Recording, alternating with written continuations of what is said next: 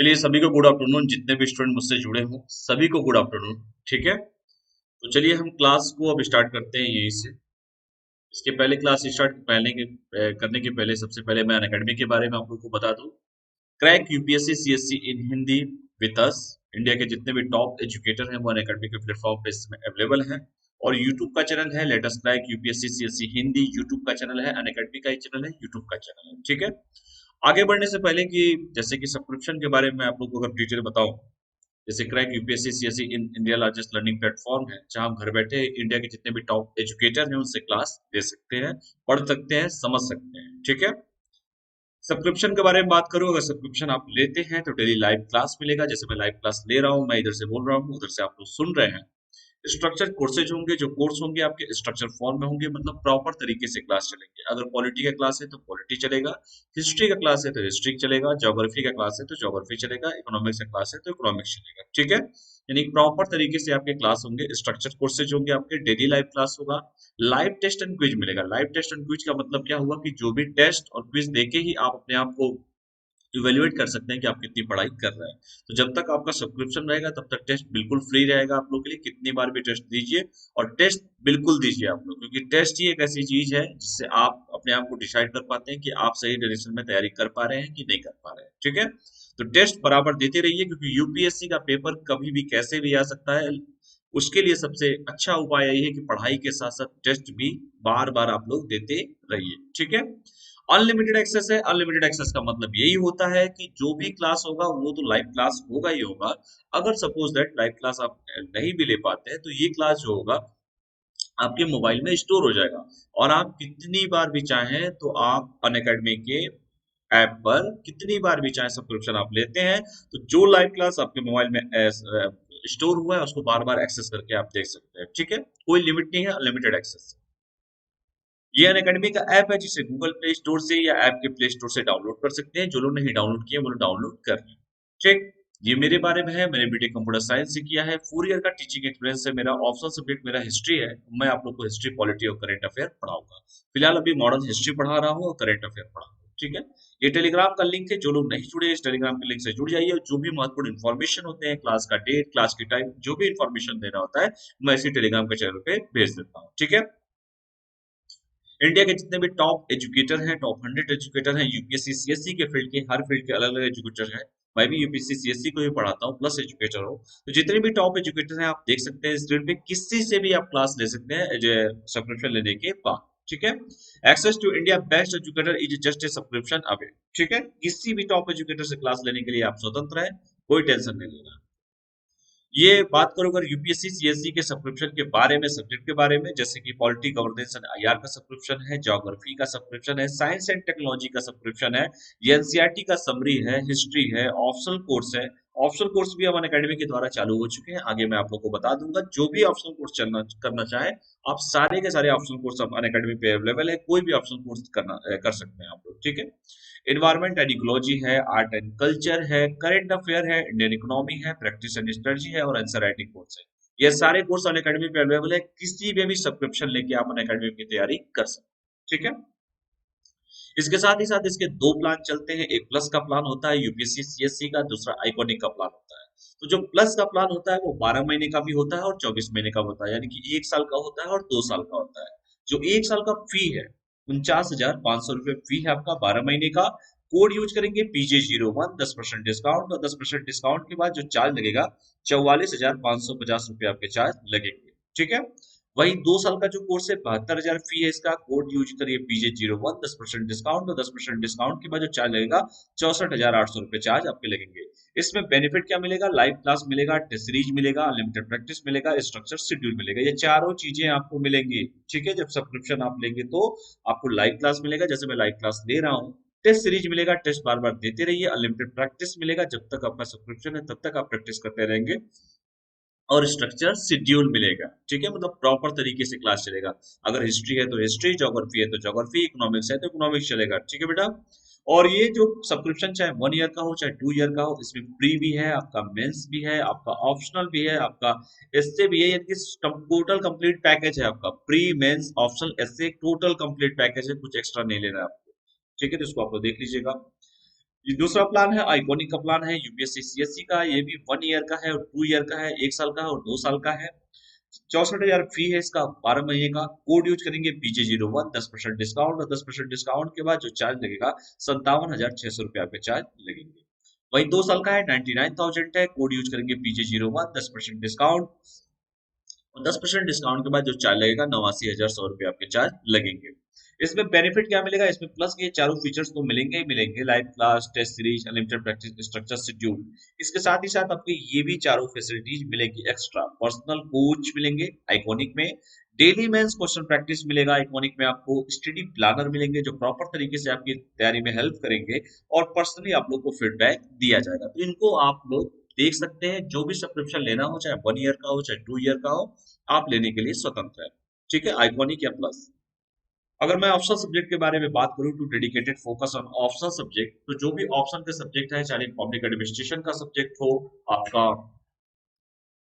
PSIR का subject हो, sociology का ऑप्शनल हो, ज्योग्राफी का ऑप्शनल हो, हिस्ट्री का ऑप्शनल हो, इकोनॉमिक्स का ऑप्शनल हो, anthropology, zoology, agriculture, mathematics, commerce and accountancy, law, management, Maithili literature, Hindi literature, Kannada literature, English literature, और भी बहुत सारे ऑप्शनल के कोर्स अवेलेबल है इस समय अनअकैडमी पे।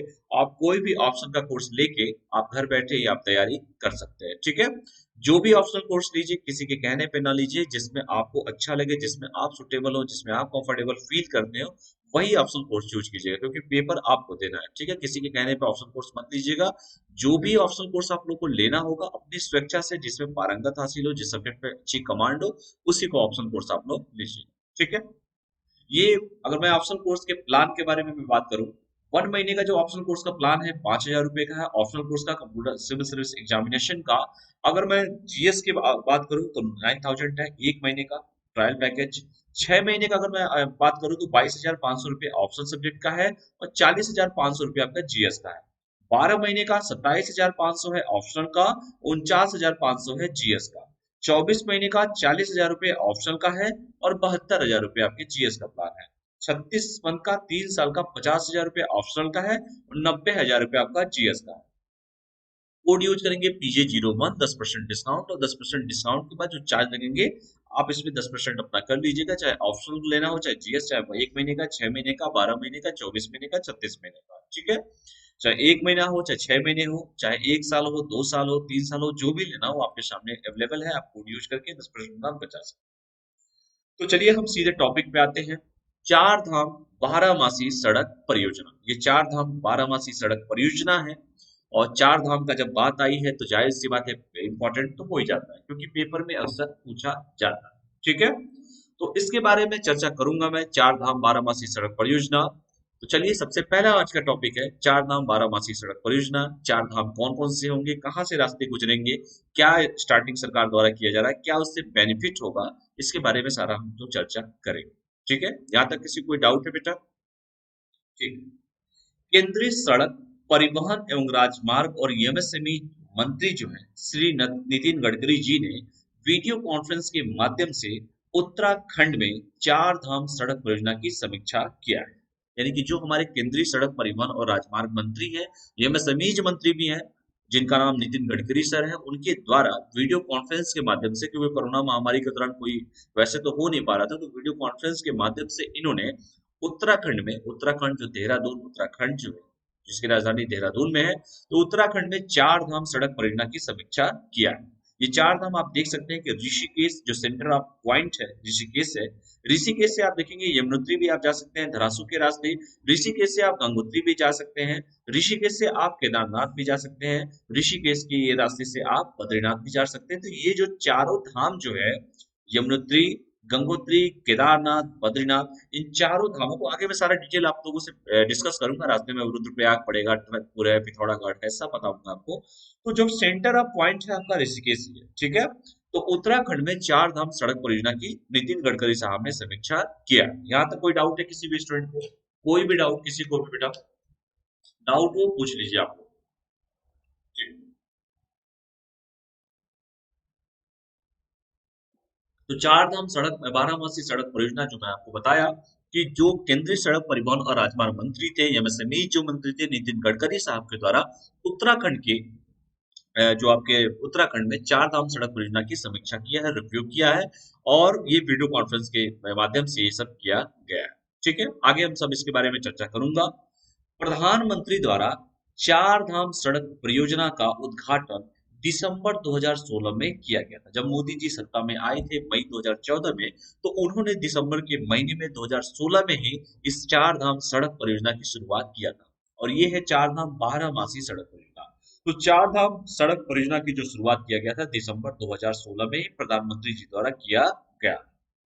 केंद्र की इस महत्वाकांक्षी परियोजना के तहत चीन सीमा और चारों धामों तक पहुंचने वाली सड़कों को उच्च स्तर का बनाया जाना है। कहने का मतलब है कि जहां जाहिर सी बात है कि जो भी हमारे बॉर्डर लगते हैं चीन से, चाइना से जो बॉर्डर लगते हैं, तो चीन सीमा और जो भी चारों धाम, जैसे आपको मैंने प्रीवियस वीडियो में जो बताया आपको कि ऋषिकेश से आप यमुनोत्री भी जा सकते हैं धरासू के रास्ते, ये ऋषिकेश से आपका धरासू के रास्ते यमुनोत्री भी जा सकते हैं, तरासू से आप देखिए गंगोत्री भी जा सकते हैं, केदारनाथ भी जा सकते हैं, बद्रीनाथ भी जा सकते हैं, बीच में रुद्रप्रयाग भी पड़ेगा। तो वही मैं आप लोगों को बता रहा हूँ कि दिसंबर 2016 में जब पीएम सत्ता में आए थे दिसंबर 2016 में, तो इन्होंने इस चार धाम जो आपका है सड़क परियोजना, इसकी शुरुआत उन्होंने किया था। ठीक है, इसका शिलान्यास किया था, इसकी शुरुआत किया था, जो भी कह सकते हैं आप। और केंद्र की इस महत्वाकांक्षी परियोजना के तहत चीन सीमा तथा चारों धामों तक पहुंचने वाली सड़कों को उच्च स्तर का बनाया जाएगा, हाई क्वालिटी का बनाया जाएगा। उससे बेनिफिट क्या होगा कि जो भी हमारे बॉर्डर के एरिया होंगे, अगर वहां पे आवागमन सही होगा, अगर वहां पे इंफ्रास्ट्रक्चर सही होगा, सड़क सही होगा, तो वहां पे हमारे जो बॉर्डर से लगे हुए एरिया है उनकी सुरक्षा तो होगी ही होगी। इसके साथ ही साथ जो हमारे जवान काम करते हैं, जो हमारे लोग वहां पे रहते हैं, उनके लिए भी ये सब कुछ सुलभ रहेगा। और आपको पता है कि उत्तराखंड टूरिज्म के लिए फेमस है, वहां पे आय का स्रोत टूरिज्म ही है।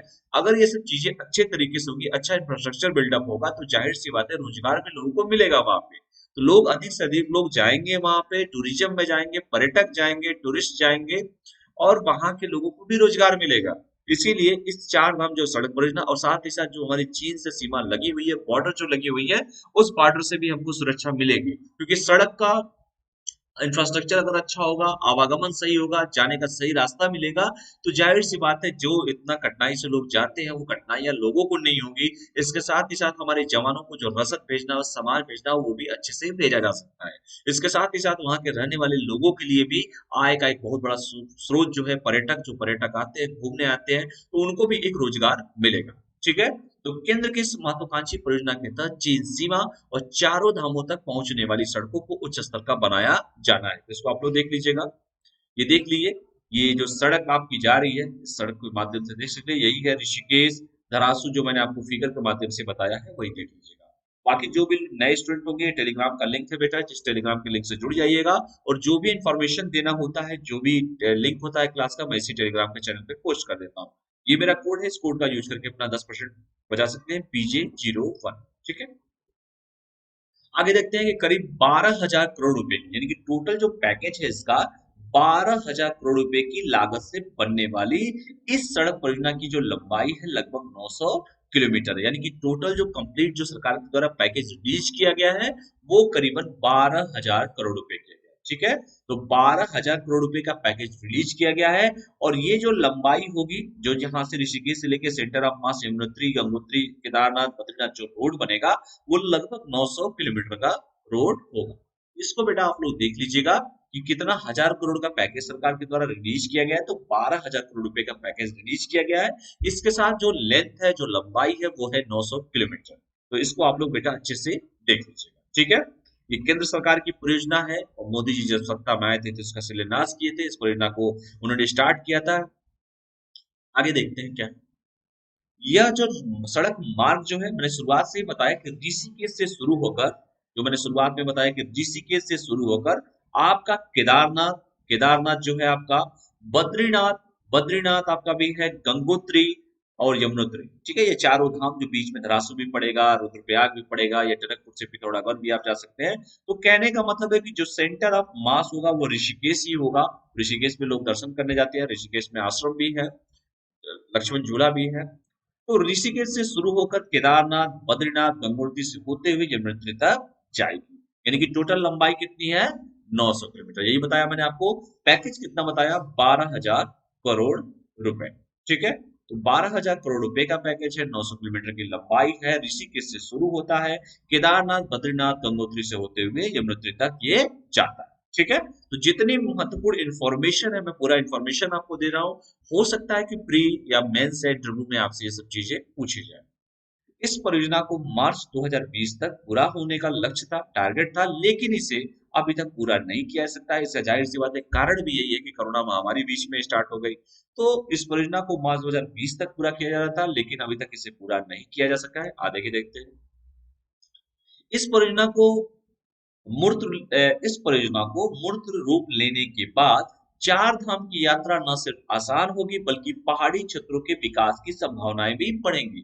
मैंने शुरुआत में ही बताया कि जाहिर सी बात है, जब इंफ्रास्ट्रक्चर अच्छा डेवलप होगा, जब अच्छी क्वालिटी के रोड बनेंगे, जब वहां पे टूरिज्म बढ़ेगा, जाहिर सी बात है टूरिज्म बढ़ेगा, पहाड़ी क्षेत्र में जो लोग हैं उनको रोजगार नहीं है, उनके आय का स्रोत, वहां पे कोई बड़ी बड़ी कंपनी तो उत्तराखंड में है नहीं, तो आय का जो स्रोत है वो है पर्यटक। पर्यटक जाते हैं, लोगों को रोजगार मिलता है। अगर अच्छी सड़क होगी, अच्छा इंफ्रास्ट्रक्चर होगा, अच्छा डेवलपमेंट भी होगा, सरकार वहां पे विकास करेगी, तो जो हमारे बॉर्डर के एरिया के लोग हैं उनकी तो सुरक्षा होगी ही होगी, साथ ही हमारे जवानों की सुरक्षा होगी, जो उनको इम्पोर्टेंट सामान, जो रसद, जो भी इम्पोर्टेंट भेजना होता है वो आराम से जाएगा। इसके साथ ही साथ जो पहाड़ी क्षेत्र के लोग हैं उनको रोजगार मिलेगा, और रोजगार सबसे इम्पोर्टेंट है, आप लोग समझ सकते हैं। ठीक है, तो कोई भी डेवलपमेंट होता है, चाहे कोई भी डेवलपमेंट आप देखिए, आप जहां रोड जाएगा, जहां पे भी इंफ्रास्ट्रक्चर अच्छी बिल्डअप होगी, वहां पे कंपनियां जाना भी तैयार हो जाती है। ठीक है, तो ये सब चीजें होने से सर क्या बेनिफिट मिलेगा, आपने देख लिया कि चार धाम की यात्रा न सिर्फ आसान होगी लोगों के लिए, कोई भी आदमी व्यक्ति अच्छे से जा सकता है, अच्छा सुविधा उसको मिलेगा, तो अच्छे से वो पहाड़ी एरिया में जा भी सकता है, और पहाड़ी क्षेत्रों के विकास की, जो डेवलपमेंट की जो संभावनाएं भी, वो भी बढ़े। ठीक है, तो ये बात है। इसके साथ ही साथ इस 12 मासी सड़क का जो निर्माण है, चार धाम परियोजना के तहत किया जा रहा है, जो कि चारों धामों को एक साथ जोड़ने का काम करेगी। इसीलिए इसका नाम भी रखा गया है चार धाम सड़क परियोजना के लाभ। ठीक है, जो प्रॉफिट में बता रहा हूं आप लोगों को कि इस जो सड़क का निर्माण जो किया जा रहा है चार धाम परियोजना के तहत किया जा रहा है, जो कि चारों धामों को एक साथ जोड़ने का काम करेगी। ठीक है, ये चारों धाम कौन से हैं? केदारनाथ, बद्रीनाथ, यमुनोत्री और गंगोत्री और ऋषिकेश सारा मार्ग जाएगा। ठीक है, तो इसको आप लोग देख लीजिएगा। इसके साथ ही साथ इसके निर्माण के साथ ही राज्य के पर्यटन को भी बढ़ावा मिल सकेगा। मैंने कहा कि जितने भी टूरिज्म होगा, ठीक है, तो टूरिज्म को जाहिर सी बात है टूरिज्म पीक पे होगा, क्योंकि उत्तराखंड में जाहिर सी बात है इतनी बड़ी बड़ी कंपनियां तो है नहीं। हरिद्वार को अगर छोड़ दिया जाए, दो चार जगह और छोड़ दिया जाए, उत्तराखंड की मैं बात करूँ, पहाड़ी एरिया है, नया सन 2000 में उसकी स्थापना होती है, पहाड़ी एरिया है, वहां पे लोग घूमने जाते हैं। ठीक है, तो पर्यटन को भी वहां पे बढ़ावा मिलेगा। और उसके साथ ही साथ, जैसे मैंने शुरुआत में कहा कि चीन सीमा से नजदीकी के कारण इस महामार्ग परियोजना का रणनीतिक महत्व भी है। ठीक है, तो हर डायमेंशन से ये हमारे लिए इंपॉर्टेंट होगा कि जहां भी हमारे बॉर्डर्स लगते हैं, बॉर्डर पे जो लोग रहते हैं उनकी भी सुरक्षा होगी, क्योंकि वो दुर्गम पहाड़ी एरियो पे रहते हैं, वो देश की रक्षा भी करते हैं एक तरह से। अगर वो बॉर्डर पे न रहे तो फिर क्या होगा? मिलिट्री के जवान तो रहते ही रहते हैं, साथ में साथ बॉर्डर पे जो गांव बसे हुए हैं, वो लोग भी हमारे देश की जो चार दीवारी के अंदर है कैंपस में, वो लोग भी हमारे देश की रक्षा करते हैं, तो उनके लिए भी एक अच्छा अपॉर्चुनिटी रहेगा ये सब चीजों के लिए। तो चीन सीमा से नजदीकी के कारण इस महामार्ग परियोजना का रणनीतिक महत्व भी, इसको आप लोग देख लीजिएगा। इसके साथ ही साथ चार धाम महामार्ग या ऑल वेदर एक्सप्रेसवे उत्तराखंड राज्य में एक प्रस्तावित एक हाईवे परियोजना है, जिसके अंतर्गत राज्य में स्थित चार धाम तीर्थ स्थलों को एक्सप्रेस राष्ट्रीय राजमार्गों के माध्यम से जोड़ा जाएगा। यानी कि चार धाम जो महामार्ग है या ऑल वेदर एक्सप्रेसवे जो है, उत्तराखंड जो है राज्य में एक प्रस्तावित हाईवे परियोजना है, जिसके अंतर्गत राज्य में स्थित चार धाम तीर्थस्थलों को एक्सप्रेस राष्ट्रीय राजमार्गों के माध्यम से जोड़ा जाएगा। इसको आप लोग बेटा आराम से इसको देख लीजिएगा आप लोग।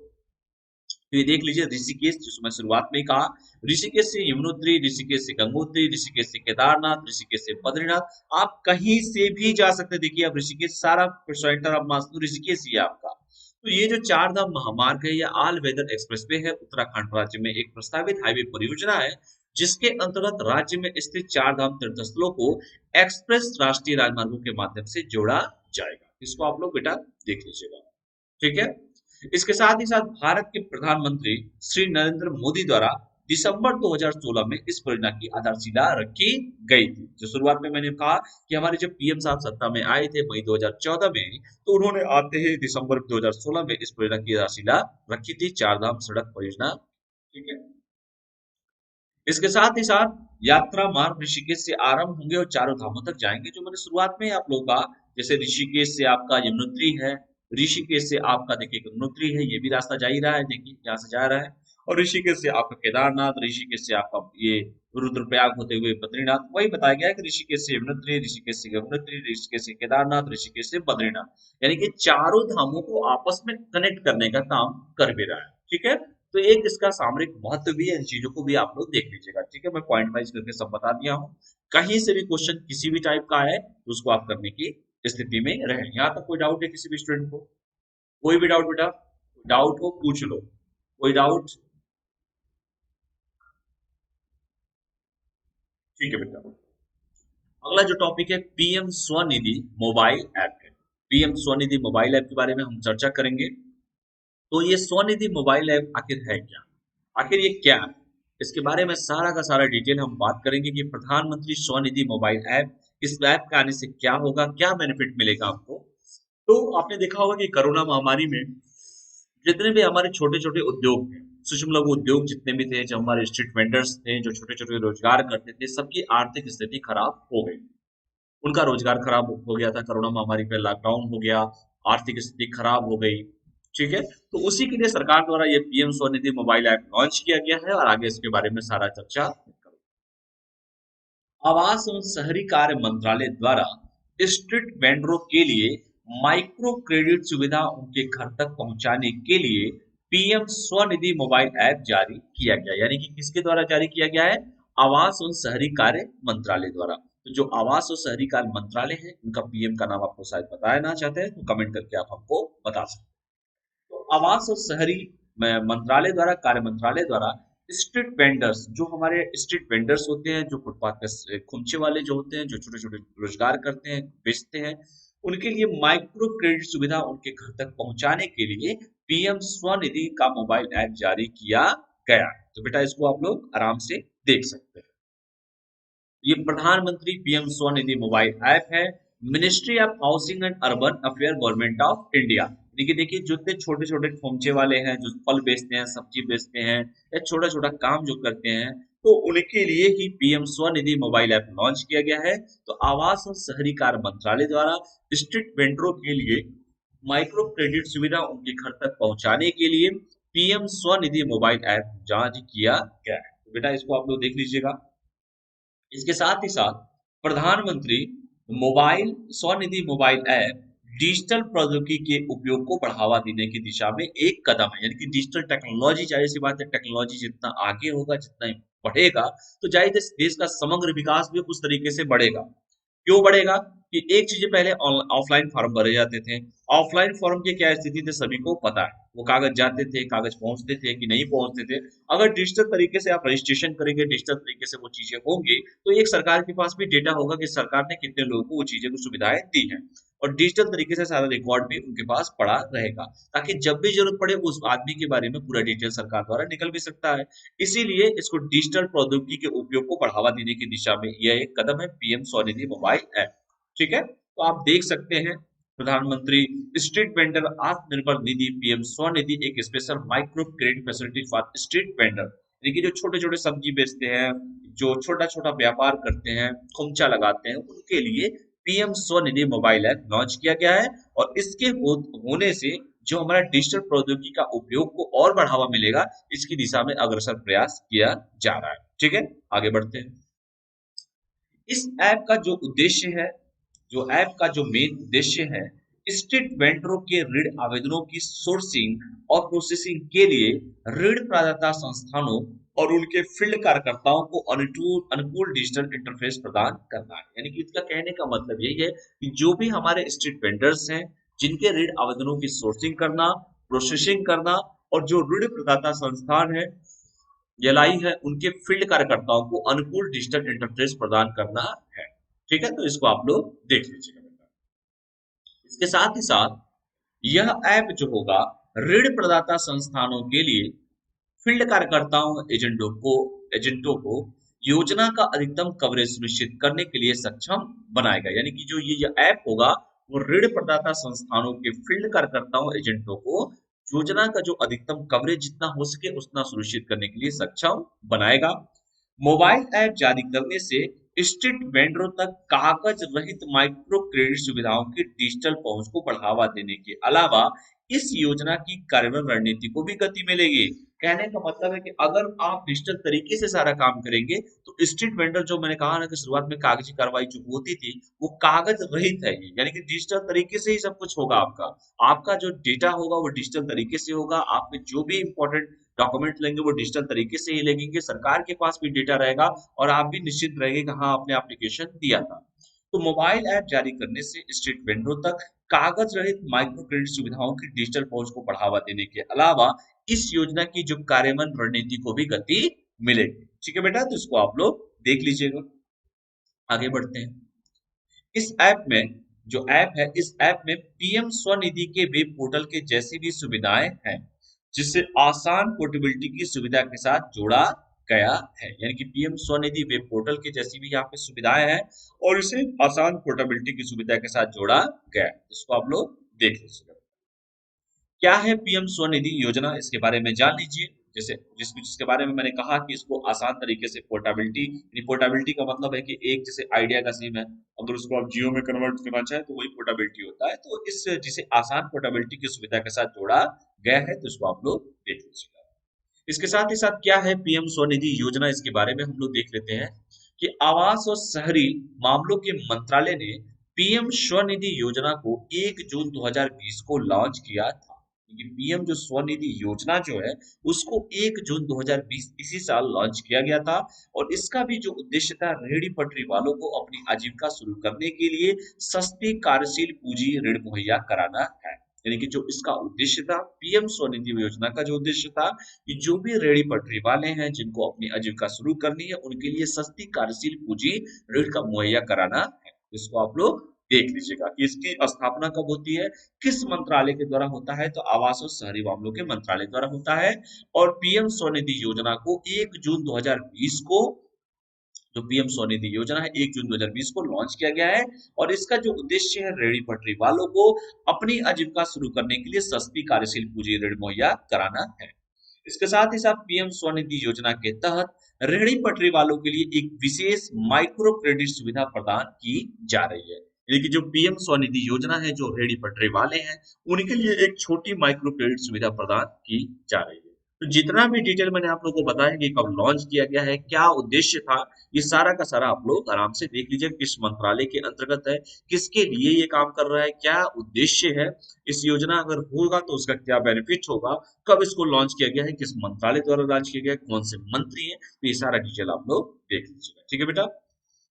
इसके साथ ही साथ इस योजना के तहत, यानी कि पीएम स्वनिधि योजना के तहत रेहड़ी पटरी वाले जितने भी लोग हैं उनको 10,000 रुपए तक की कार्यशील पूंजी ऋण ले सकते हैं। यानी कि उनको जो ऋण मिलेगा, जो स्ट्रीट वेंडर्स हैं, जो रेहड़ी पटरी वाले जो है, जो कुंचा लगाते हैं, छोटा छोटा रोजगार करते हैं, उनको 10,000 रुपए तक की कार्यशील पूंजी ऋण ले सकते हैं, जिसे 1 वर्ष की अवधि में मासिक किस्तों में चुकाना होगा। अगर 10,000 रुपया वो लेते हैं तो उनका 12 महीना, ठीक है, 12 महीने का जो मासिक किस्त है उसमें भी ईएमआई के थ्रू ये चुका सकते हैं, जिसे 1 वर्ष की अवधि में मासिक किस्त में चुकाना होगा। इस योजना के तहत देश भर में करीब 50 लाख रेहड़ी पटरी वालों को फायदा मिलने की उम्मीद है। यानी कि जो 50 लाख जो भारत में टोटल जो रेहड़ी पटरी वाले हैं, कम से कम 50 लाख रेहड़ी पटरी वालों को इससे बेनिफिट मिलेगा। और यह योजना 24 मार्च 2020 और उससे पहले शहरी क्षेत्रों में वेंडिंग कर रहे सभी रेहड़ी पटरी वालों के लिए उपलब्ध है। इसको बेटा जितना भी डिटेल मैंने आप लोग को दिया है, इसको बेटा आप लोग देख लीजिएगा। ये पेपर में काफी इंपॉर्टेंट रहेगा, क्योंकि कोरोना महामारी वैश्विक महामारी है।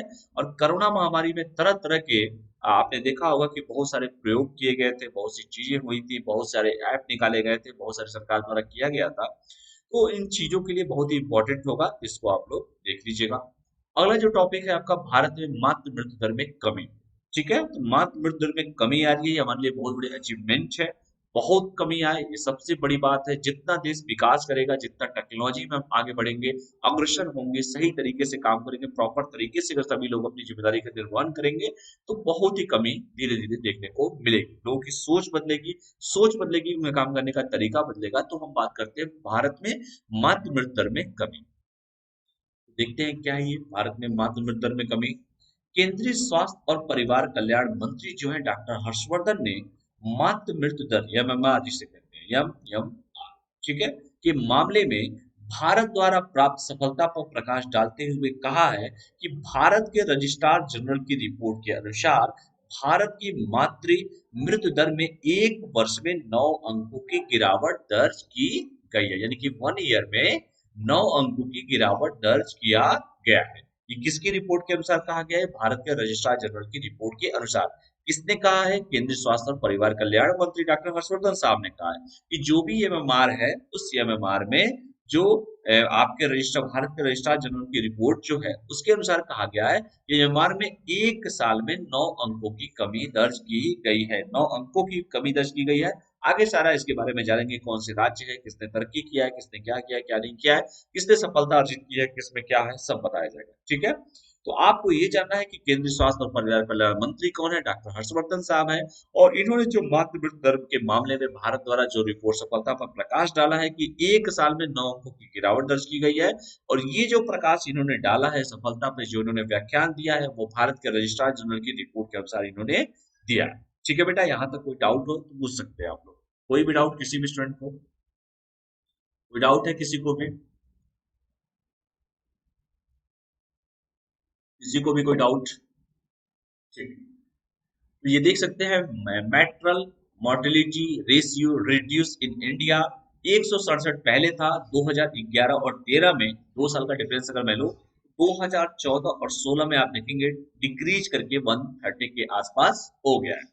ठीक है, तो जो मैटरनल मोर्टेलिटी जो रेशियो है 1 ईयर में, अगर मैं बात करूं कि एक साल में की मैं बात करूं, तो 9 अंकों की गिरावट दर्ज की गई है। तो आप डेटे सही देख सकते हैं कि 2011 2013 की अगर मैं बात करूं तो ये आपका है 167।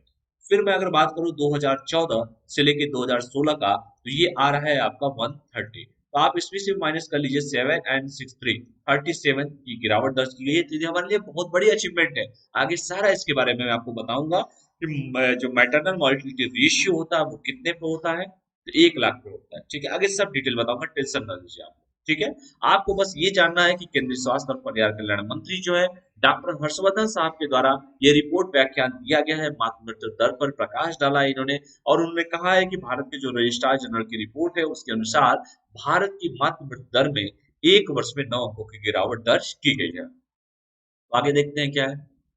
यहाँ पे नोट करके ये भी बता दिया हूँ कि 2015 और 17, यानी कि 2011-13 में तो कितना था 167, 2014 और 16 में कितना है 130, 2015 और 17 के 122 की तुलना में अब देखिए 130 है।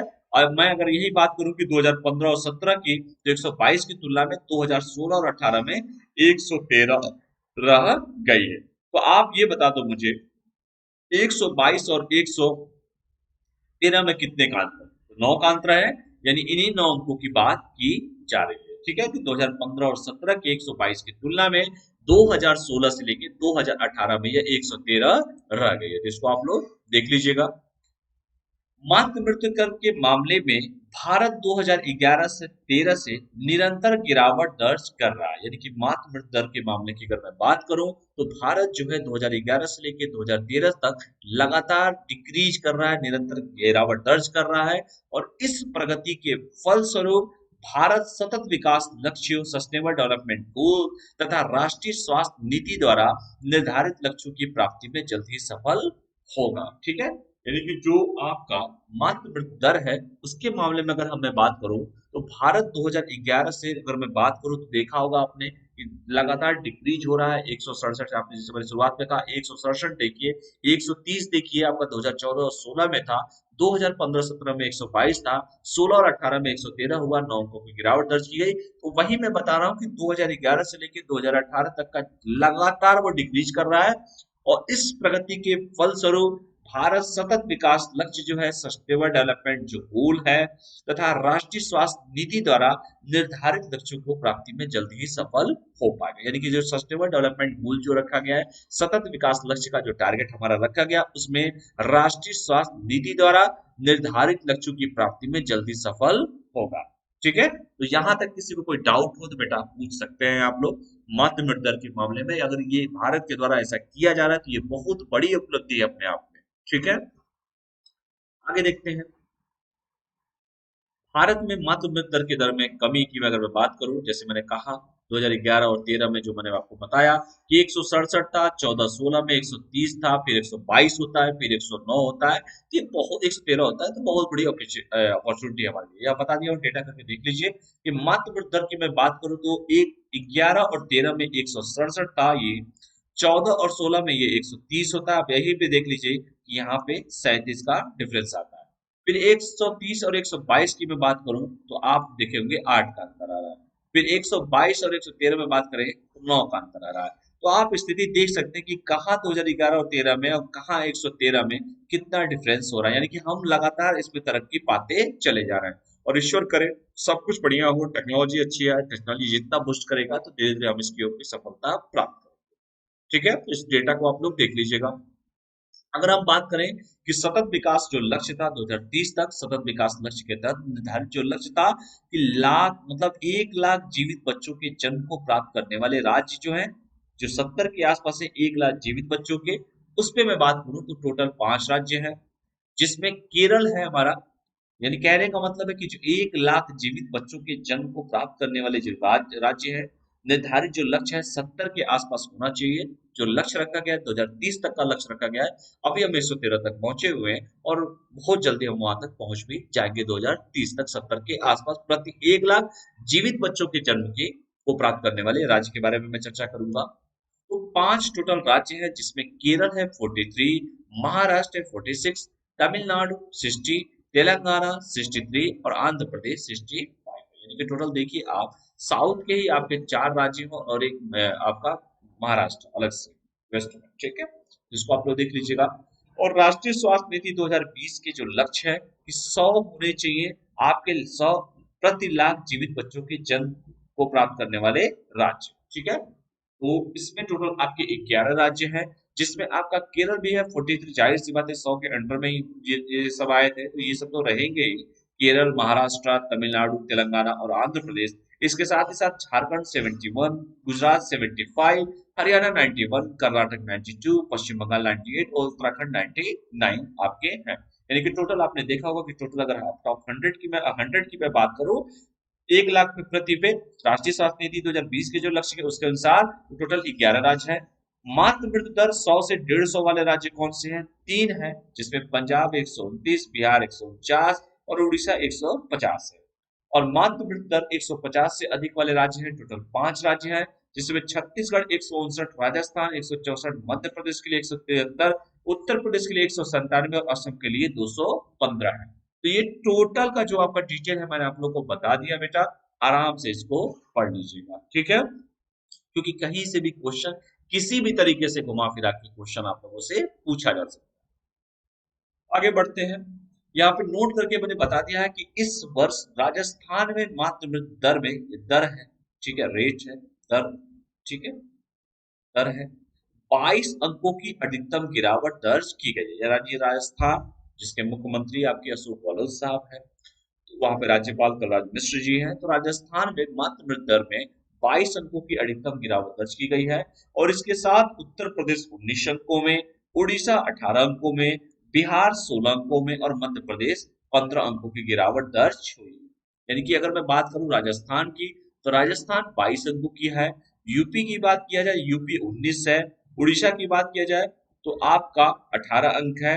बिहार की बात किया जाए, जहां पे कल चुनाव था, बिहार की तो जाहिर सी बात है आपने रिजल्ट तो देख ही लिया होगा, बिहार में 16 है।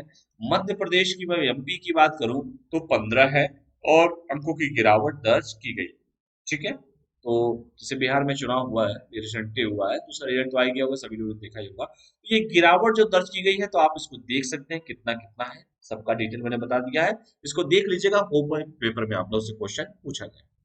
ठीक है, अब हम बात करते हैं कि मातृ मृत्यु दर आखिर कहते किसको है। जो मातृ मृत्यु दर हम लोग किए हुए हैं, प्रति 1 लाख जीवित बच्चों के जन्म पर होने वाली माताओं की मृत्यु, यानी कि 1 लाख अगर जीवित बच्चों के जो जन्म होते हैं तो उसमें माताओं की जो मृत्यु होती है, वही जन्म पर होने वाली माताओं की जो मृत्यु है, मातृ मृत्यु दर कहलाती है।